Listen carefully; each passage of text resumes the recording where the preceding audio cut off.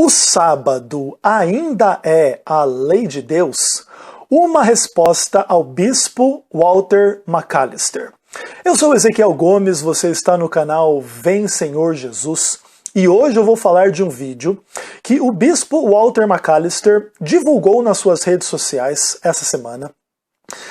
Esse camarada, pelo que eu sei dele, ele era um pentecostal que, conhecendo a teologia reformada, abraçou aí em grande medida a teologia reformada, tá bom? Ele chamou a atenção então para a doutrina do sábado e interpretou essa doutrina de uma forma, por um lado, dispensacionalista, mas por outro lado ele também não caiu no antinomismo absoluto, né? Ele diz que a lei de Deus deve ser observada na nova aliança, porém em contornos diferentes, etc e tal, que nós não somos mais regidos pela lei como um tutor, não mais pelas regras dos 10 mandamentos e tal, mas basicamente assim, a compreensão que esse pessoal tem desse tipo de assunto assim. Agora sim, olha, para não ficar simplesmente eu dizendo como que ele compreende o assunto, eu editei o vídeo dele, que originalmente tem perto de 7 minutos, eu deixei aí 5 minutos e pouquinho, para economizar o nosso tempo aqui também, e para você ter acesso à fonte do pensamento do Walter McAllister, e aí depois no final eu volto para considerar algumas questões sobre o pensamento dele. Dá uma olhadinha aí. O sábado fez parte das 10 leis que Deus deu a Israel para seguirem enquanto estivessem caminhando pelo deserto e ao entrarem na terra da Palestina. Mas a verdade é que a lei de Deus foi dada como um tutor para governar o seu povo até que viesse aquele que cumpriria a lei. E Jesus disse, eu não vim abolir a lei, eu vim cumprir a lei. Então nós temos em Cristo, e nós temos passagens que falam sobre isso, Hebreus 12 diz que nós temos em Cristo agora o nosso sábado, ou seja, o descanso. O sábado se cumpre na pessoa de Cristo, e todos aqueles que estão em Cristo entram num verdadeiro descanso, ao ponto de que em Colossenses Paulo deixa muito claro que nós não devemos deixar que ninguém nos julgue pelos nossos costumes, pelo que comemos ou bebemos, pelas nossas festas, nem tampouco pelos sábados. Quando nós chegamos em Atos 15, creio eu, havia uma grande controvérsia, né? A grande pergunta é como é que agora esses não-judeus vão ser cristãos verdadeiros? Porque a igreja primitiva começou como o quê? Uma comunidade dentro de Israel, entre o povo judaico, ou os convertidos ao judaísmo. No dia de Pentecoste, 3.000 se converteram, eram todos judeus ou prosélitos, ou seja, gentios que tinham se convertido ao judaísmo.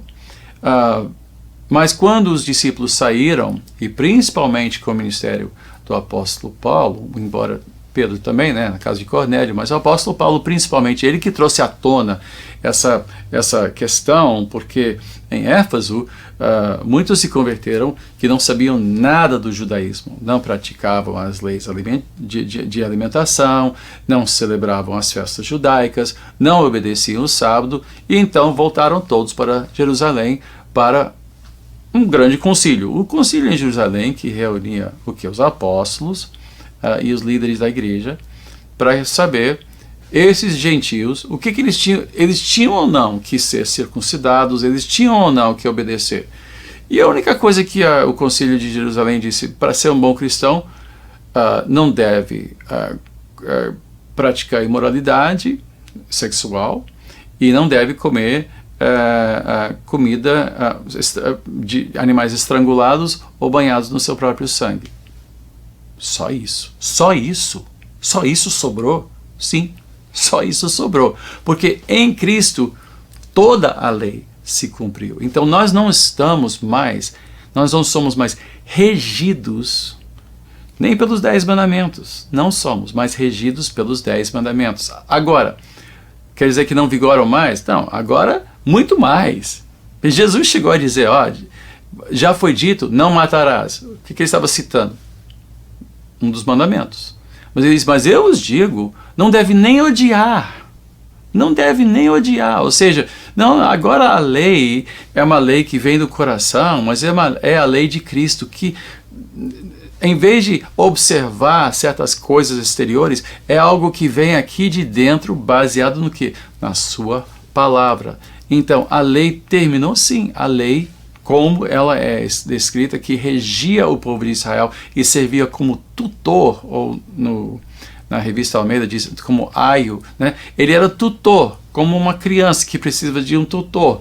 Ele tinha assim aquela série de regras, mas agora em Cristo, segundo a promessa feita por meio de Jeremias 31, versículos 31 a 34, fala sobre a nova aliança. Essa nova aliança, a lei é escrita no coração. Então, como Lutero dizia, ame a Deus e faça o que você quiser. Agora, há pessoas que dizem, puxa, se eu posso fazer o que eu quiser, então eu vou poder fazer qualquer coisa. Não, não é qualquer coisa. Se você ama a Deus, você não vai fazer qualquer coisa. E Paulo é muito claro sobre isso. Ele é muito claro sobre isso. Ele diz, agora que nós estamos na graça, podemos pecar ainda mais? Ele diz, não, não. Tudo é lícito, mas nem tudo é conveniente, nem tudo convém. Então, esta relação entre lei e graça é uma questão importante que nós temos que entender. Mas para responder a sua pergunta, não. Sábado não é mais uma lei a ser observada. O que nós fazemos sim é celebrar o dia do Senhor. Nós celebramos, não observamos. A lei exige que nós observamos. Agora, em Cristo, nós não observamos, nós celebramos. Então é um dia de celebração vigorosa e tem várias razões que nós vemos, outro dia a gente até fala sobre isso, que várias coisas que apontam para o primeiro dia do Senhor como já sendo usado pela igreja primitiva para celebrar a nossa vida em Cristo Jesus. Então é isso aí, pessoal. Você ouviu o bispo Walter McAllister respondendo aí essa pergunta se o sábado ainda é a lei de Deus ou não e dando as suas razões. E eu percebo assim inúmeros problemas de argumentação nesse material. Vou me concentrar somente nos principais assim que eu percebi e quero chamar a sua atenção. Primeiro de tudo, existe uma clara simplificação extrema do assunto sábado na Bíblia. No vídeo, o sábado já começa com os judeus saindo lá do Egito e indo para Canaã. Não, mas o sábado começa no 7º dia da criação, lá em Gênesis 1, lá em Gênesis 2 e etc. Então não é por aí.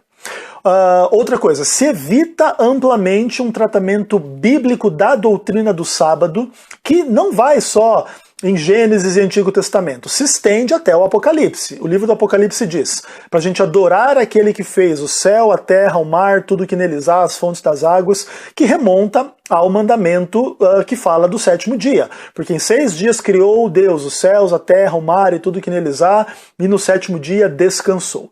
Então a mensagem do sábado também perpassa o livro de Atos, perpassa os evangelhos, nas muitas polêmicas de Cristo em relação ao sábado, que pressupõe a guarda do sábado e etc. Inclusive o Novo Testamento ele nasce nesse ambiente judaico. O bispo Walter ele fala em algum momento alguma coisa nessa direção, que inicialmente a igreja cristã era composta somente de judeus e prosélitos, então somente quando foi começar a expandir para os gentios que surgiram algumas questões, etc.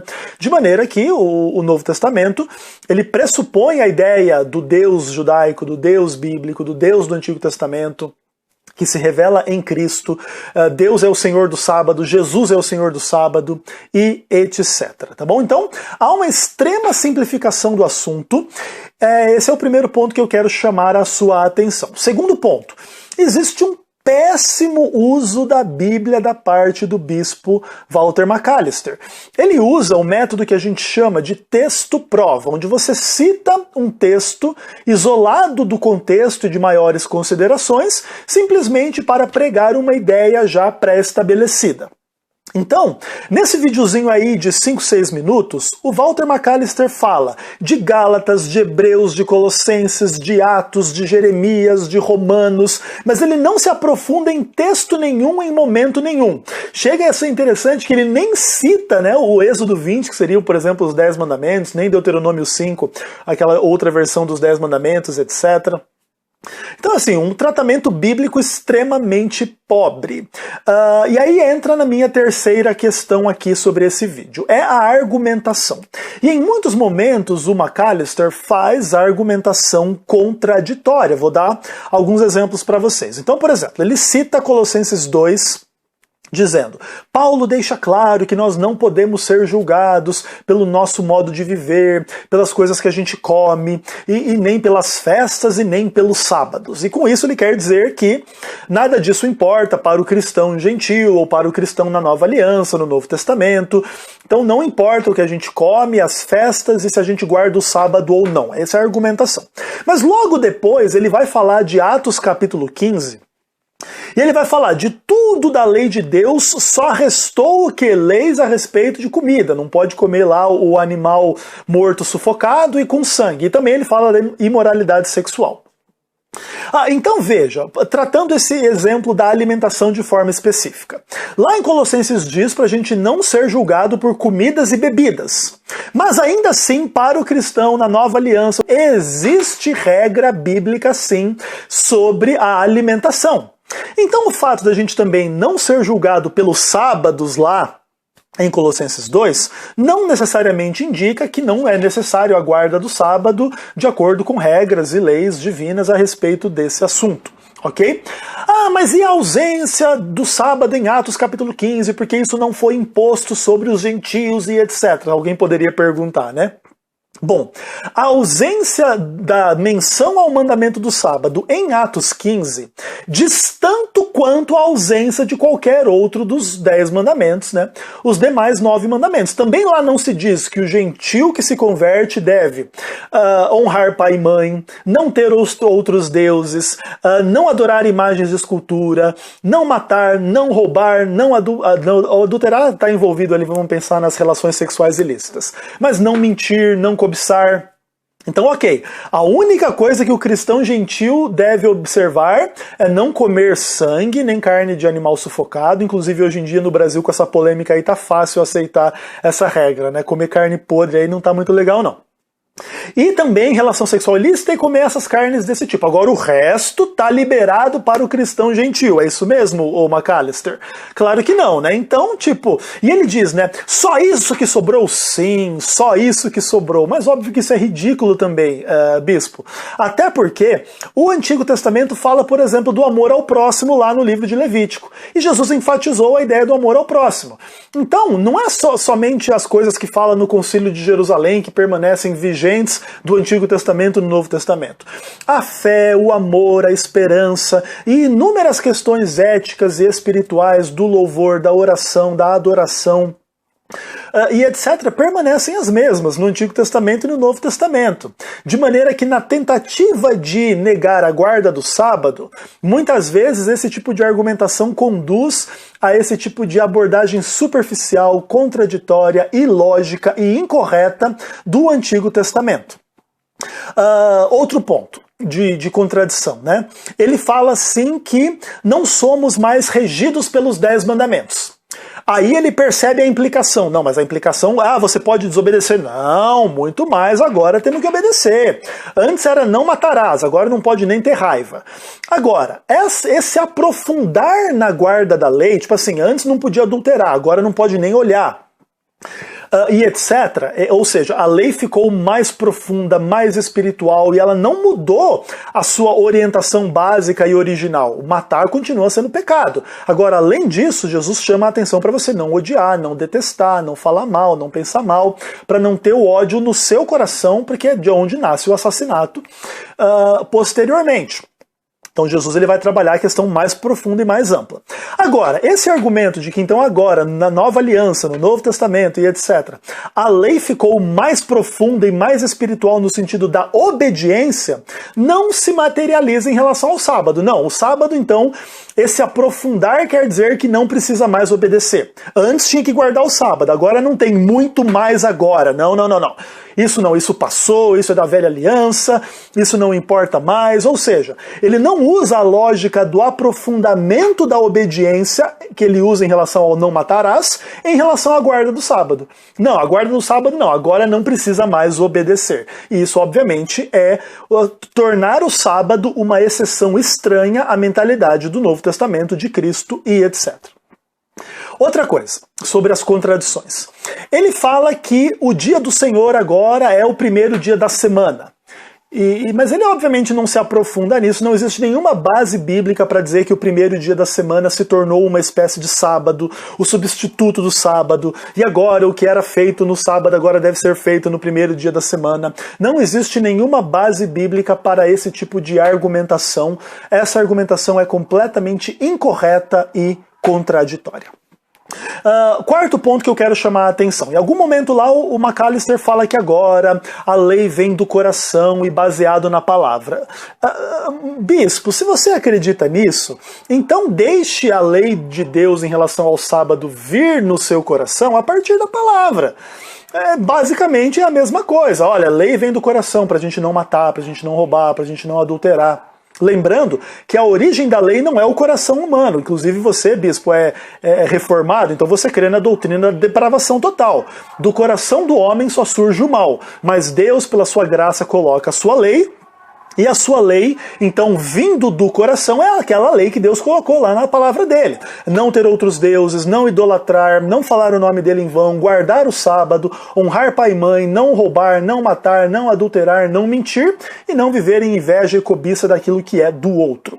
E no final o bispo acaba dizendo, não, lei e graça são importantes, a gente deve entender, mas Macalister, você mesmo não entendeu a sua extrema importância. A lei de Deus, ela é imutável no sentido das suas regras. Tanto é que Jesus veio morrer para nos perdoar os pecados. Se pudesse mudar a lei, resolveria o problema do pecado sem a necessidade da morte de Cristo. A morte de Cristo estabelece para sempre que a lei de Deus é imutável e para perdoar e transformar o transgressor, Jesus não vem alterar os seus mandamentos. Ele vem redimir a gente do nosso pecado e nos aprofundar. Agora a gente não mata, agora a gente nem odeia, agora a gente não adultera, agora a gente nem abriga isso no nosso coração. Agora a gente não simplesmente guarda o sábado de uma forma legalista, lá como os fariseus, mas guardamos o sábado no espírito correto, do amor, da fé, da justiça, deixando de lado os nossos interesses, o nosso trabalho, o nosso dinheiro, a vida focada em nós mesmos para termos uma vida focada no Deus que criou o mundo em 6 dias e descansou no 7º e nos pediu para santificar o sábado do 7º dia.